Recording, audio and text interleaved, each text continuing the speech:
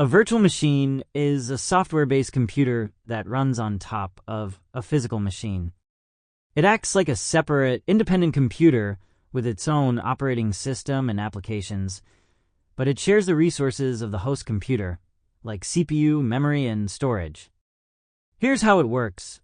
A program called a hypervisor, like VMware or Hyper-V, creates and manages these virtual machines. The hypervisor allocates resources from the physical machine to each VM. This allows you to run multiple VMs on one physical system, each isolated from the others, so if one crashes, it doesn't affect the others. VMs are useful for testing software, running different operating systems, and optimizing hardware by maximizing its use. They're also a big part of cloud computing, where companies can run virtual machines on remote servers instead of buying and maintaining their own hardware. In short, VMs provide flexibility, scalability, and cost savings by letting you create multiple virtual computers on a single physical machine.